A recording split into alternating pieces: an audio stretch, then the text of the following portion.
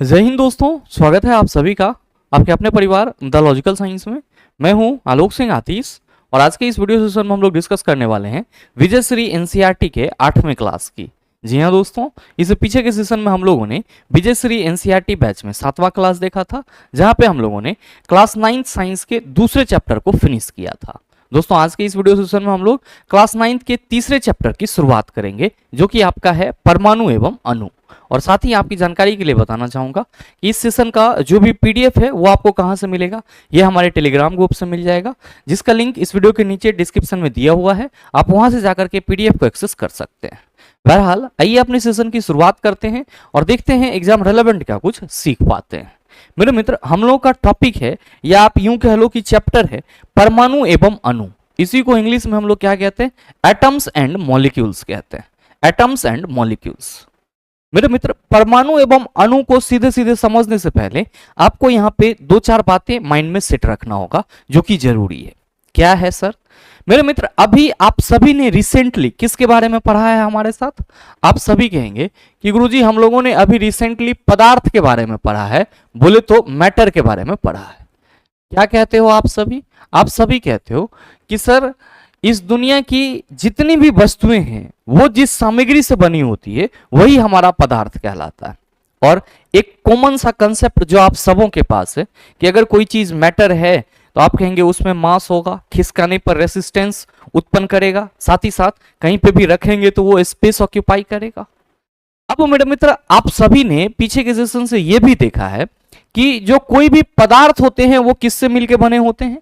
कोई भी जो पदार्थ होते हैं वो किससे मिलके बने होते हैं?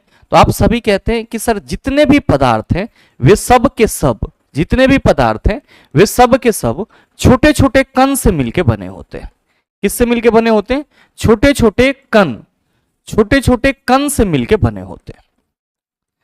अब मेरे मित्र, आप सबों को यहां पे ध्यान में रखना होगा कि जो पदार्थ छोटे छोटे कण से मिलके बने होते हैं, एक्चुअली में उसी छोटे छोटे कण को यहां पे क्या नाम दिया गया है? अगर मोटे तौर पे हम लोग समझे तो आप सभी याद रखना, परमाणु एवं अणु नाम दिया गया है। तो जो हम लोग का चैप्टर है परमाणु एवं अणु, वो एक्चुअल में क्या है? आप कहेंगे सर पदार्थ के छोटे छोटे कण हैं, या जिसको हम लोग क्या कहते हैं? सर पदार्थ के सूक्ष्मतम कण माने जाते हैं। तो एक लाइन में मेरे मित्र हम लोग यहाँ पे परमाणु एवं अणु के बारे में ये कह सकते हैं, एक लाइन में हम लोग ये कह सकते हैं कि ये पदार्थ के क्या होंगे? ध्यान में रखेंगे, पदार्थ के सूक्ष्मतम कण होंगे। पदार्थ के क्या होंगे? आप सभी कहेंगे सूक्ष्मतम कण होंगे। Now the point is that sir इस दोनों को आपने इकट्ठे पदार्थ का सूक्ष्मतम कण बोल दिया, तो ये बताओ कि ये जो परमाणु है ये किस पदार्थ का सूक्ष्मतम कण होगा, और जो अणु है वो किस पदार्थ का सूक्ष्मतम कण होगा? तो मेरे मित्र, आप सभी ने अभी रिसेंटली तत्व के बारे में भी डिस्कस करा हमारे साथ और यौगिक के बारे में भी डिस्कस करा। तत्व के बारे में क्या कहते हो कि सर ये वो शुद्ध पदार्थ है जिसको किसी भी रासायनिक तरीका से और अधिक भागों में विभाजित नहीं किया जा सकता है। और यौगिक वे शुद्ध पदार्थ होते हैं जो दो या दो से अधिक तत्वों के आपस में एक निश्चित अनुपात में संयोग होने के फलस्वरूप बनता है। तो मेरे मित्र, आप सबों को यहाँ पे ध्यान में रखना होगा, आप सबों को ये ध्यान में रखना होगा। अगर कभी आपसे ये सवाल पूछ लिया जाए कि what is the smallest unit of an element, यानी कि किसी तत्व का सूक्ष्मतम कण क्या है, किसी तत्व का सूक्ष्मतम कण क्या है, तो आप सभी क्या जवाब देंगे? आप सभी जवाब देंगे परमाणु, बोले तो एटम। क्या जवाब देंगे? परमाणु यानी कि एटम।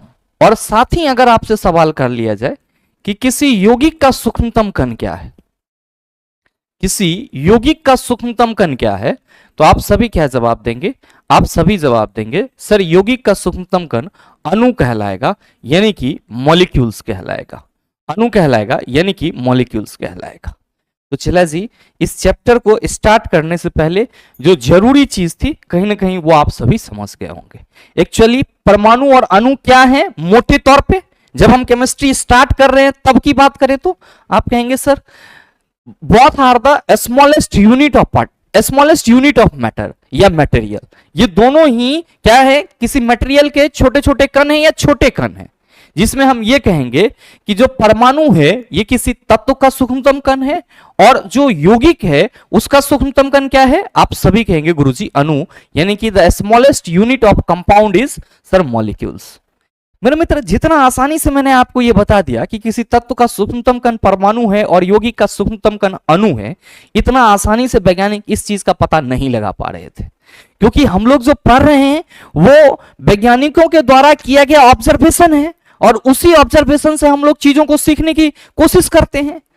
तो चूंकि हमने केमिस्ट्री पढ़ रखा है, आपने केमिस्ट्री पढ़ रखा है, अरे भाई 10th 11th 12 में कुछ ना कुछ तो पढ़े ही होंगे, तो ये तो एक बेसिक सी चीज है कि किसी तत्व का सूक्ष्मतम कण परमाणु होता है और यौगिक का सूक्ष्मतम कण अणु होता है, तो ये हमने बोल दिया। लेकिन मेरे मित्र, आप सबों को ये मालूम होना चाहिए कि ये जो आप तत्व का सूक्ष्मतम कण परमाणु और यौगिक का सूक्ष्मतम कण अणु कह रहे हैं, इसको बताने के लिए वैज्ञानिक ने बहुत पापड़ बेले, और न सिर्फ वैज्ञानिक बल्कि उस समय के जो ऋषि मुनि और दार्शनिक थे उन्होंने भी बहुत पापड़ बेला। कैसे बेला सर? मेरे मित्र, प्राचीन समय के लोगों का मानना था, या आप यूं कह लो कि प्राचीन भारतीय और जो ग्रीक दार्शनिक थे, इन सबों को द्रव के अज्ञात और अदृश्य रूप से हमेशा क्या होता था सर?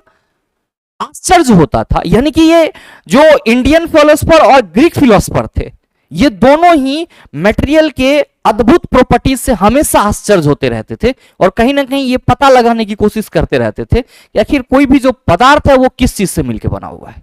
क्योंकि उस समय साइंस डेवलप नहीं था, हमारे पास इंस्ट्रूमेंट नहीं थे, और जो लोग थे वो ज्यादा से ज्यादा ऋषि मुनि और दार्शनिक की बातों को समझते थे। तो अब कोई ऋषि मुनि कहीं से भी आया और वो उठ के बोल दिया कि हाँ ऐसे ऐसे है, तो अब उस इरा के जो लोग थे, या आप कह सकते हो उस एरिया के जो लोग थे, वो इस चीज को मानना शुरू कर देते थे।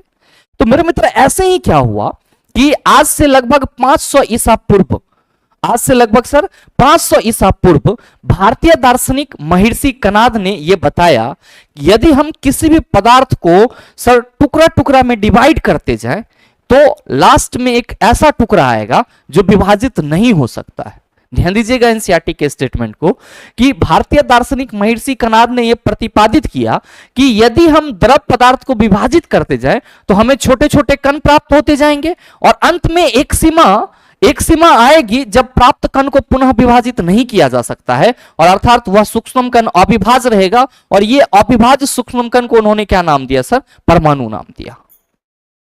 मतलब मेरे मित्र, अगर हम बात करें आपकी किसकी सर? इस रिमोट की, तो महर्षि कणाद के अनुसार ये रिमोट हमारा एक पदार्थ है और इसको अगर हम टुकड़ा टुकड़ा में डिवाइड करना चाहे, बहुत छोटा छोटा टुकड़ा में ले आए, तो मेरे मित्र एक छोटा टुकड़ा ऐसा भी होगा जिसके आगे आप उसको विभाजित नहीं कर सकते हो, और जो टुकड़ा विभाजित नहीं हो पाएगा वही क्या होगा मेरे मित्र? तो सर उसी को महर्षि कणाद ने क्या बोला? सर यही हमारा परमाणु है, क्योंकि ये अविभाज्य नहीं हो रहा है, और परमाणु जिसका मतलब क्या होता है सर? इनडिविजिबिलिटी। तो यहां पे उन्होंने महर्षि कणाद ने इस बात का एक्सप्लेनेशन करा कि कोई भी पदार्थ है उसको अगर विभाजित किया जाए, टुकड़ा टुकड़ा में तोड़ा जाए, तो एक सीमा ऐसा आएगा जहां पे जो विभाजित पदार्थ है या जो विभाजित टुकड़ा है वो और ज्यादा टुकड़ा में नहीं हो सकता है, और वही जो अविभाजित टुकड़ा है वो क्या होगा? परमाणु होगा। और मेरे मित्र, इस बात की पुष्टि या आप कह सकते हो कि इस बात में मोहर आकर के और किसने लगा दिया? तो उसी समय के एक भारतीय दार्शनिक थे पकुधा कात्याम, जिन्होंने ये बोला कि ये जो परमाणु है ये हमेशा संयुक्त अवस्था में होते हैं और इसी की वजह से पदार्थ का जो स्ट्रक्चर होता है वो अलग अलग होता है। मेरे मित्र ध्यान देंगे कि जब महर्षि कणाद ने यह बताया कि जो आपका अविभाज्य सूक्ष्म कण है वो परमाणु कहलाएगा, तो अन्य भारतीय दार्शनिक पकुधा कात्याम ने इस मत को विस्तृत रूप से समझाया और क्या कहा कि ये कण समानता संयुक्त रूप में पाए जाते हैं जो हमें द्रव के भिन्न भिन्न रूपों को प्रदान करते हैं, यानी कि अलग अलग रूप को प्रदान करते हैं। तो मेरे मित्र, आप सभी ये कह सकते हैं, आप सभी ये कह सकते हैं, आप सभी क्या कह सकते हैं कि भारतीय दार्शनिक महर्षि कणाद, भारतीय दार्शनिक महर्षि कणाद एवं भारतीय दार्शनिक महर्षि कणाद एवं पाकुधा कात्याम का मानना था कि पदार्थ को अगर नहीं, ये पाकुधा कात्याम का स्टेटमेंट अलग था चला, तो इसको थोड़ा अलग ही लिखो। सिंपल यहां पे हम लोग भारतीय दार्शनिक महर्षि कणाद की बातों को लिखते हैं। क्या कि इन्होंने क्या बताया कि यदि हम द्रव को विभाजित करते जाएं तो हमें छोटे छोटे कण प्राप्त होते जाएंगे तथा अंत में एक सीमा आएगी जब प्राप्त कण पुनः विभाजित नहीं किया जा सकेगा, अर्थात वह सूक्ष्म कण क्या होगा, अविभाज्य रहेगा। और इस अविभाज्य सूक्ष्म कण को उन्होंने क्या कहा, सर परमाणु कहा। तो मेरे मित्र, भारतीय दार्शनिक महर्षि कणाद के अनुसार, भारतीय दार्शनिक महर्षि कणाद के अनुसार प्रत्येक पदार्थ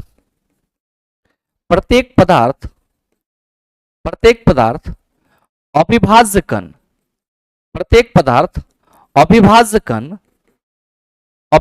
कण परमाणु से मिलकर बना होता है।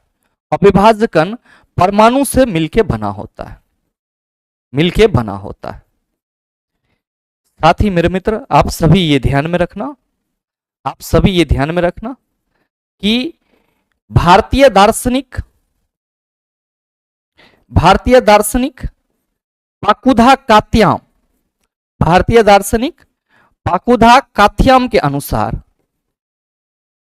पाकुधा कात्याम के अनुसार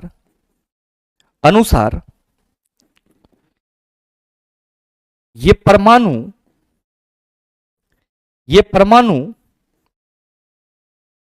संयुक्त अवस्था में होते हैं। ये परमाणु संयुक्त अवस्था में होते हैं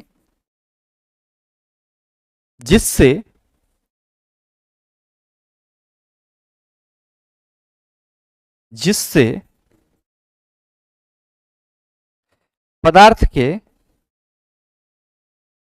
भिन्न रूप होते हैं। पदार्थ के क्या होते हैं चला, भिन्न रूप होते हैं। तो अगर आपसे यह पूछा जाए कि किस भारतीय दार्शनिक के अनुसार किसी भी पदार्थ का अविभाजित कण परमाणु कहलाता है, आप सभी कहेंगे सर महर्षि कणाद के अनुसार जो अविभाजित कण है या अविभाज्य कण है वो किससे है, वो क्या है, आप कहेंगे परमाणु। किस भारतीय दार्शनिक ने यह बताया कि परमाणु संयुक्त अवस्था में होते हैं, आप कहेंगे पाकुधा कात्याम। किसने बताया सर, पाकुधा कात्याम में बताया। क्यों, क्योंकि मेरे मित्र यहां पे कह रहा है कि एक अन्य भारतीय दार्शनिक पाकुधा कात्याम ने इस मत को विस्तृत रूप से समझाया कि ये कण समानतः संयुक्त रूप में पाए जाते हैं। तो जाहिर सी बात है कि संयुक्त रूप बोला गया है तो संयुक्त अवस्था की बात कर रही है। मेरे मित्र, जब भारतीय दार्शनिक महर्षि कणाद और पाकुधा कात्याम दोनों अपना अपना मत इस पदार्थ के सूक्ष्मतम कण के बारे में रख रहे थे, उसी वक्त मेरे मित्र जो ग्रीक दार्शनिक थे डेमोक्रिटस और ल्यूसिपस, इन लोगों का भी यह मानना था कि अगर हम द्रव को विभाजित करते जाएं तो लास्ट में हमें क्या होगा कि सर एक ऐसा कण मिलेगा या एक ऐसी स्थिति आएगी जिसमें हम द्रव को और विभाजित नहीं कर सकते हैं, और ये एक्चुअली क्या होगा सर, अविभाज्य कण होगा, जिसको हम लोग क्या कहेंगे सर, परमाणु कहेंगे। क्या कहेंगे, परमाणु कहेंगे। तो मेरे मित्र, आप सभी ये कह सकते हो कि ग्रीक दार्शनिक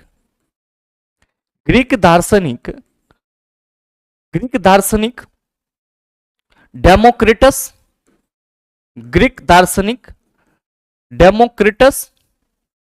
एवं लूसिपस का भी मानना था कि पदार्थ का अविभाज्य कण परमाणु कहलाता है।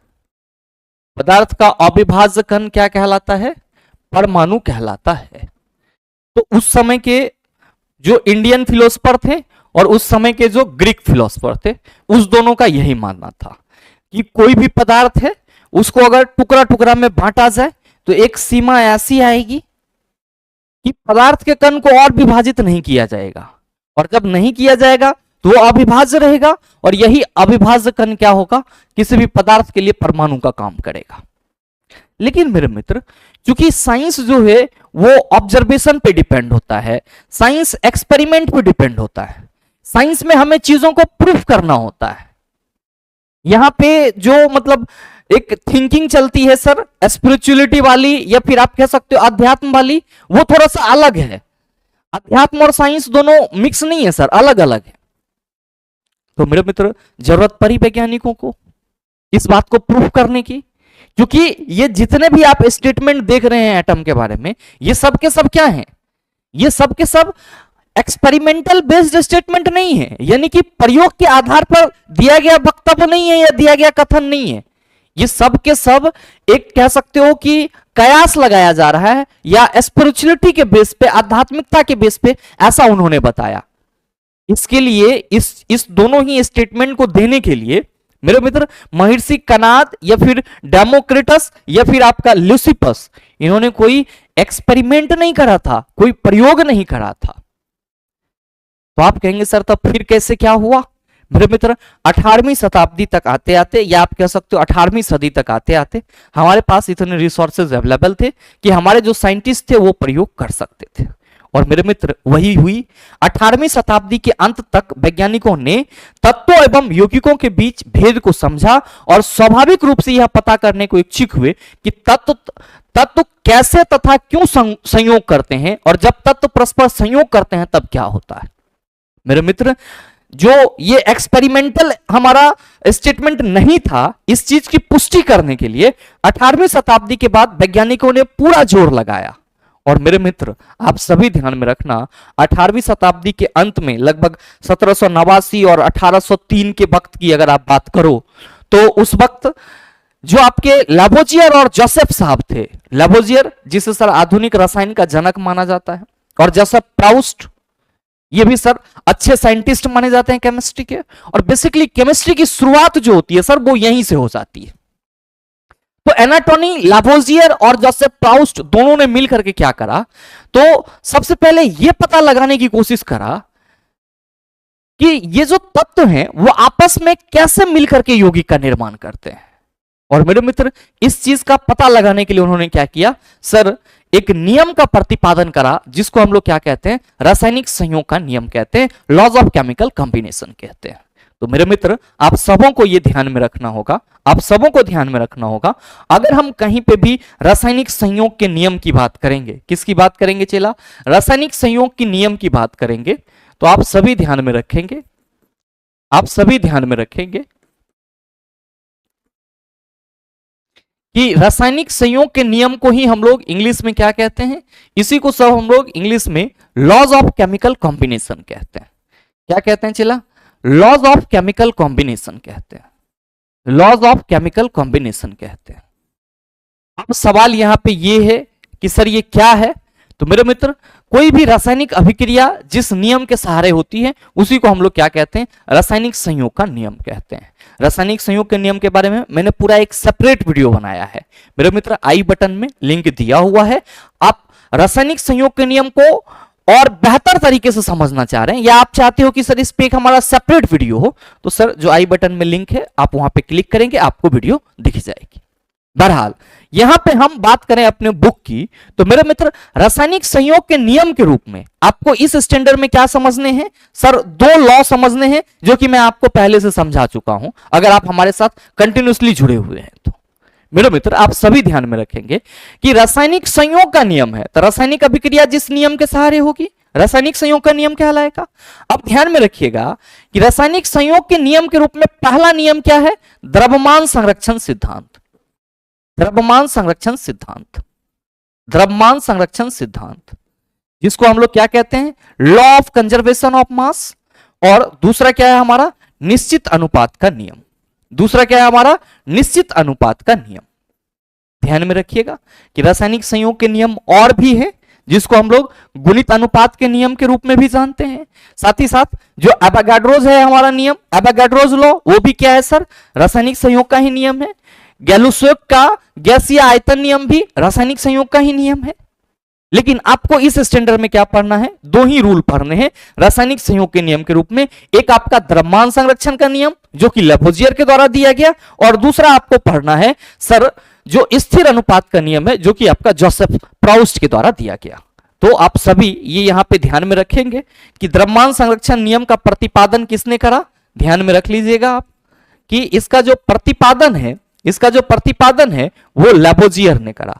किसने करा, लावोजियर ने करा।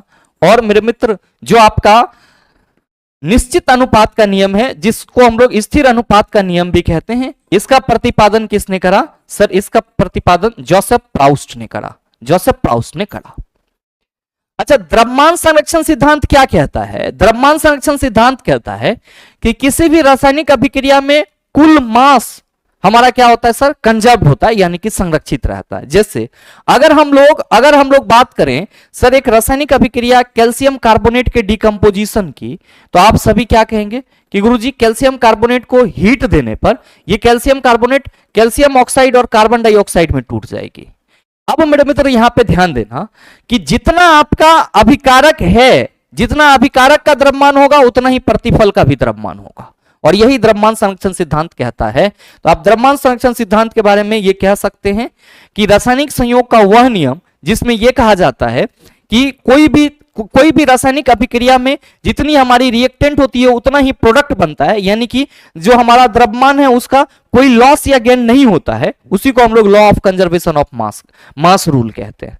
मतलब क्या कि द्रव्यमान संरक्षण सिद्धांत सीधे तौर पे हमें बता रहा है कि किसी भी रासायनिक अभिक्रिया में द्रव्यमान का ना तो ह्रास होगा, जैसे हम लोग कैसे ऊर्जा संरक्षण सिद्धांत पढ़ते हैं, तो ऊर्जा ना तो उत्पन्न की जा सकती है और ना ही नष्ट। तो हम लोग कहेंगे सर किसी भी रासायनिक अभिक्रिया में द्रव्यमान ना तो उत्पन्न हो सकती है और ना ही नष्ट की जा सकती है, बस ये रूपांतरित हो सकती है। और इसी को आप ये भी कह सकते हैं कि सर इसके अनुसार तो फिर हम ये भी कह सकते हैं कि मैटर का क्षय नहीं होता है, बिल्कुल कह सकते हैं। आप कहेंगे कैसे होता है? मेरे मित्र यहां पर ध्यान देना कि कैल्शियम कार्बोनेट का अनुभार कितना होगा। आप सभी कहेंगे कि सर कैल्शियम का 40, कार्बन का 12 और 16 या 48, तो ये कितना हो गया चला? 40 और 12 52, और 52 और 48 52 8 60 40 100, ये मेरे मित्र 100। इसका अनुभार आप 100 ग्राम मान लो, और इधर कैल्शियम ऑक्साइड है तो आप कहोगे 40 प्लस सर जी 16, ये कितना हो जाएगा? आप कहेगा 56। कार्बन डाइऑक्साइड इधर है तो आप कहेंगे 12 प्लस 32, मेरे मित्र ये कितना हो गया? 44। 56 और 44 कितना होगा? आप कहेंगे 100।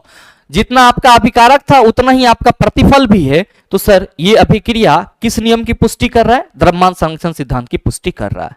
और मेरे मित्र याद रखिएगा नोट करके कि किसी भी रासायनिक समीकरण को जो हम लोग संतुलित करते हैं वो किस लिए करते हैं? द्रव्यमान संरक्षण के नियम का पालन करने के लिए करते हैं। किस लिए करते हैं? द्रव्यमान संरक्षण के नियम का पालन करने के लिए करते हैं। और मेरे भाई आपसे अगर कोई ये पूछ दे कि what did you mean by law of definite proportion, निश्चित अनुपात का नियम क्या है, तो मेरे मित्र आप सभी कहेंगे कि निश्चित अनुपात के नियम में जोसेफ प्राउस ने बताया कि किसी भी यौगिक में जो उसके अवयवी तत्व होंगे वो भार के विचार से हमेशा एक निश्चित अनुपात में होंगे। जैसे मेरे मित्र अगर हम H2O की बात करें तो H2O में हाइड्रोजन और ऑक्सीजन हमेशा भार के विचार से एक निश्चित अनुपात में होंगे। कैसे?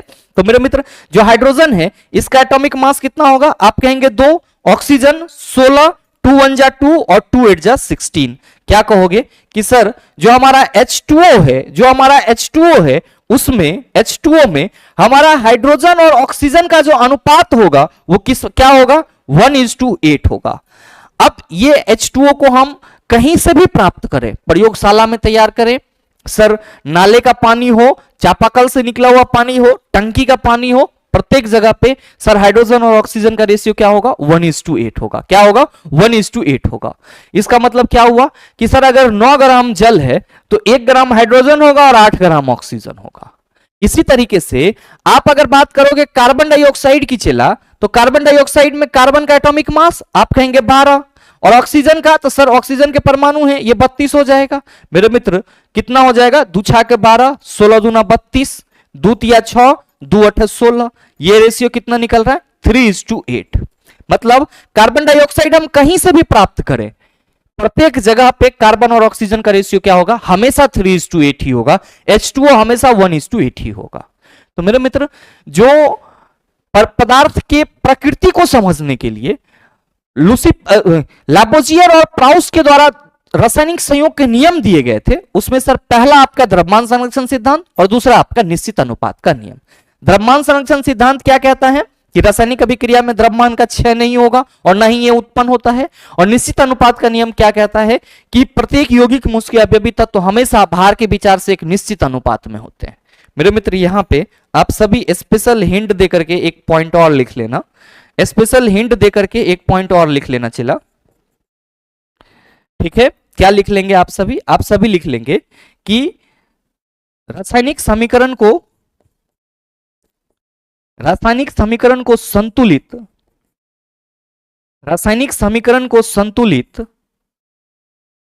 द्रव्यमान संरक्षण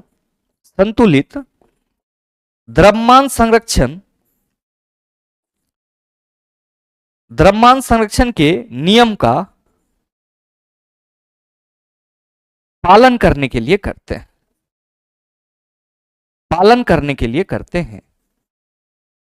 कोई भी आपसे पूछे कि रासायनिक समीकरण को संतुलित क्यों किया जाता है, आप सभी कहेंगे रासायनिक समीकरण को संतुलित द्रव्यमान संरक्षण के नियम का पालन करने के लिए किया जाता है। और द्रव्यमान संरक्षण नियम किसने दिया? लैवोजियर ने। निश्चित अनुपात का नियम किसने दिया? सर प्राउस्ट ने दिया। आप कहेंगे चलो सर ये दोनों लॉ तो हमारा क्लियर हो गया। अब मेरे मित्र अगर आप इस बुक को भी पढ़ेंगे तो यहां पे भी वही चीज है। द्रव्यमान संरक्षण के नियम के अनुसार किसी रासायनिक अभिक्रिया में द्रव्यमान का ना तो सृजन किया जा सकता और ना ही विनाश किया जा सकता है। अब आप ही बताओ कि इसमें हम आपको पूरा ढड्ढर लिखा के क्या करेंगे? कोई फायदा होगा? कोई फायदा नहीं है। बस यहां पे मैं पॉइंट आउट कर दे रहा हूं। चिल्ला यहां पे मैं पॉइंट आउट कर दे रहा हूं, ठीक है, क्योंकि ये पेज आपका खाली ही रहेगा और यहां पे हम इंडिकेट कर दे रहे हैं law of conservation of mass. तो मेरे मित्र आप इसको पीडीएफ से भी पढ़ सकते हैं, कोई दिक्कत नहीं है, ठीक है। ये यहां से यहां तक आपकी क्या है सर? द्रव्यमान संरक्षण नियम है। अब स्थिर अनुपात का नियम क्या कहता है कि लाभोजिए एवं अन्य वैज्ञानिकों ने इस बात पर प्रकाश डाला कि कोई भी यौगिक दो या दो से अधिक तत्वों से निर्मित होता है, तो इस प्रकार प्राप्त यौगिकों में इन तत्वों का अनुपात स्थिर होता है, चाहे इसे किसी स्थान से प्राप्त किया गया हो अथवा किसी ने भी इसे बनाया हो। जैसे यौगिक जल में हाइड्रोजन एवं ऑक्सीजन का द्रव्यमान का अनुपात हमेशा क्या होता है? 1:8 होता है, चाहे जल का स्रोत कोई भी हो। और इसी प्रकार यदि 9 ग्राम जल का अपघटन करें तो सदैव 1 ग्राम हाइड्रोजन और 8 ग्राम ऑक्सीजन ही प्राप्त होगा। इसी प्रकार अगर हम अमोनिया की बात करें चिल्ला जी, according to law of definite proportion, हम कहेंगे सर नाइट्रोजन का जो एटॉमिक मास होगा वो 14 और हाइड्रोजन का 3, तो अमोनिया में सर नाइट्रोजन और हाइड्रोजन का रेशियो क्या होगा? 14:3 होगा। अब चाहे अमोनिया किसी भी प्रकार से निर्मित हुई हो या फिर किसी भी स्रोत से आपका लिया गया हो। और मेरे मित्र ध्यान में रखेंगे कि उपरोक्त उदाहरण से स्थिर अनुपात के नियम की व्याख्या होती है, जिसे निश्चित अनुपात का नियम भी कहा जाता है। और प्राउस ने इस नियम को इस प्रकार व्यक्त किया कि किसी भी यौगिक में तत्व सदैव एक निश्चित द्रव्यमान के अनुपात में विद्यमान होते हैं। जोसेफ प्राउस ने क्या बताया कि किसी भी यौगिक में तत्व सदैव क्या होते हैं? एक निश्चित द्रव्यमान के अनुपात में होते हैं। यह भार के विचार से हमेशा एक निश्चित अनुपात में होते हैं। आप कहेंगे चलो सर ये तो हमारा क्लियर हो गया, लेकिन इस बात का या इस लॉ का संबंध परमाणु से कैसे है? मेरे मित्र ध्यान देंगे कि यहां पे जो आपने द्रव्यमान संरक्षण सिद्धांत में यह समझा कि जो हमारा रासायनिक अभिक्रिया है उसमें पदार्थ के द्रव्यमान का ना तो कोई लॉस होता है और ना ही गेन होता है, तो यहां पे ये लॉस और गेन आप कैसे समझ रहे हो? तो सर अनुभार दोनों तरफ बराबर है। अनुभार के लिए क्या कर रहे हो सर? परमाणु भार का सहारा ले रहे हैं। परमाणु भार आप जान रहे हैं तब ले रहे हैं, लेकिन जब वैज्ञानिक नहीं जान रहा था तब मेरे मित्र उस वक्त इसी चीज की खोज हो रही थी। और जब लावोजियर और जोसेफ प्राउस्ट अपने इस दोनों स्टेटमेंट के बावजूद भी परमाणु के प्रकृति को समझाने में विफल रहे, तब एंट्री किसका हुआ मेरे मित्र? तब एंट्री हुआ डाल्टन साहब का। तब एंट्री किसका हुआ? डाल्टन साहब का, जिसको हम लोग जॉन डाल्टन के नाम से भी जानते हैं। और मेरे मित्र जॉन डाल्टन ने क्या करा? जॉन डाल्टन ने इस दोनों नियम की सहायता से अपने एक अलग एटॉमिक थ्योरी का प्रतिपादन करा, जो कि एक्सपेरिमेंटल था, यानी कि प्रायोगिक था। या आप यूं मान सकते हो कि रासायनिक संयोग के नियम, लॉ ऑफ केमिकल कॉम्बिनेशन और डाल्टन्स एटॉमिक थ्योरी दोनों एक दूसरे से जुड़े हुए हैं। आप कहेंगे कैसे जुड़े हुए हैं? ध्यान दीजिएगा। एनसीईआरटी क्या कह रहा है कि वैज्ञानिकों की अगली समस्या इन नियमों की उचित व्याख्या करने की थी। हमने तो आपको बता दिया कि चला जी यहां पे हम अनुभार बराबर किए हैं और यहां पे जो हम रेशियो ले रहे हैं ये परमाणु भार का है, लेकिन वैज्ञानिक उस वक्त नहीं जान रहे थे। तो वैज्ञानिकों के पास ये सबसे बड़ी समस्या थी कि इन नियमों का मतलब बेहतर तरीके से एक्सप्लेन कैसे किया जाए। मेरे मित्र उसी वक्त अंग्रेज रसायन जॉन डाल्टन ने द्रव्यों के प्रकृति के बारे में एक आधारभूत सिद्धांत प्रस्तुत किया, जिसको हम लोग डाल्टन्स एटॉमिक थ्योरी के नाम से जानते हैं। ध्यान दीजिएगा, क्या है कि डाल्टन ने द्रव्यों की विभाज्यता का विचार प्रदान किया, जिसे उस समय तक दार्शनिकता माना जाता था। जो अभी आपने पढ़ा कि महर्षि कनाद और भारतीय दार्शनिक पाकुधा कात्याम, ग्रीक फिलोसफर डेमोक्रिटस और ल्यूसिपस, इन सभी का क्या मानना था? इन सभी का अपना एक मतलब कह सकते हो कि फिलॉसफी था कि कोई भी पदार्थ को अगर टुकड़ा टुकड़ा में किया जाए तो एक टुकड़ा ऐसा होगा जो विभाजित न होगा और यह अविभाजित टुकड़ा परमाणु होगा। तो जो महर्षि कनाद या पाकुधा कत्याम या फिर लुसिपस या डेमोक्रिटस थे, ये तो दार्शनिक रूप से इस बात की व्याख्या कर रहे थे। तो ये एक दार्शनिक मत था जिसको डाल्टन ने क्या करा, अपने एक्सपेरिमेंट के बदौलत सर प्रूफ करने की कोशिश करी। ध्यान देंगे, कह रहा है कि डाल्टन ने द्रव्यों की विभाजता का विचार प्रदान किया, जिसे उस समय तक दार्शनिक माना जाता था। ग्रीक दार्शनिकों के द्वारा द्रव्य के सूक्ष्मतम अविभाज्य कण, जिसे परमाणु नाम दिया गया था, उसे डाल्टन ने भी परमाणु नाम दिया। डाल्टन ने भी क्या करा सर, परमाणु नाम दिया, जिसको ग्रीक दार्शनिक कह रहे थे कि ये परमाणु है, तो डाल्टन ने बोला चलो ये भी परमाणु ही है। अब मेरे मित्र डाल्टन का यह सिद्धांत रासायनिक संयोज के नियम पर आधारित था। यानी कि डाल्टन का परमाणु सिद्धांत किस पे आधारित है? रासायनिक संयोग के नियम पे आधारित है। और डाल्टन के परमाणु सिद्धांत ने द्रव्यमान के संरक्षण के नियम एवं निश्चित अनुपात के नियम की युक्ति संगत व्याख्या की। तो मेरे मित्र आप सभी यहां पे क्या लिखेंगे? आप सभी लिखेंगे कि डाल्टन के द्वारा परमाणु सिद्धांत दिया गया। डाल्टन के द्वारा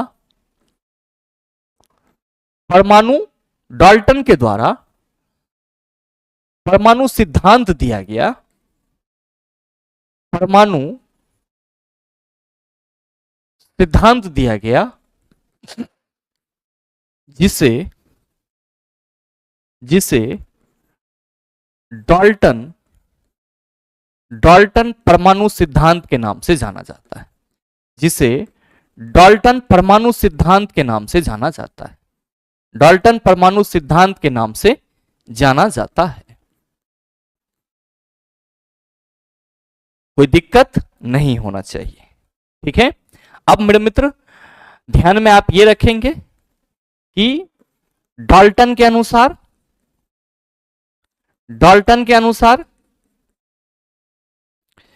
पदार्थ का अविभाजित कण क्या है? पदार्थ का अविभाजित कण क्या है? आप सभी ध्यान में रखेंगे, पदार्थ का अविभाजित कण परमाणु है। क्या है? परमाणु। अब मेरे मित्र यहां पे आपको यह ध्यान में रखना होगा कि डाल्टन का सिद्धांत रासायनिक संयोजन के नियम पे आधारित था। तो कई बार आपसे यह सवाल पूछा जाता है कि डाल्टन परमाणु सिद्धांत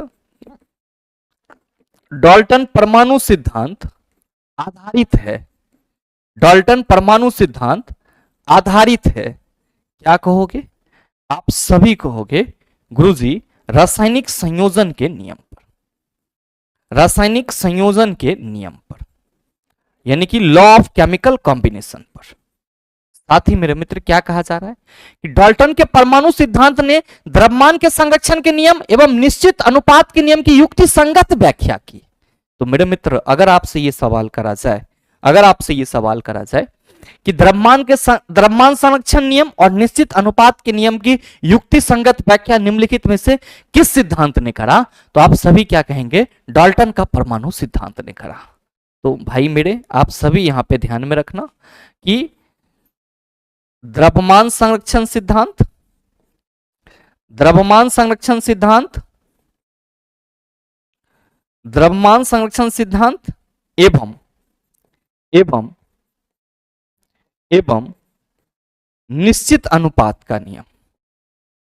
एवं निश्चित अनुपात का नियम का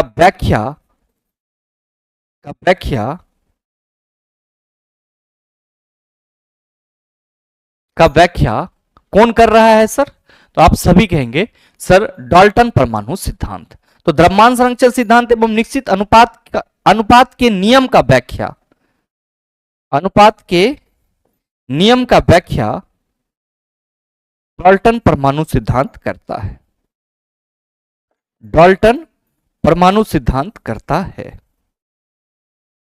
डाल्टन परमाणु सिद्धांत करता है।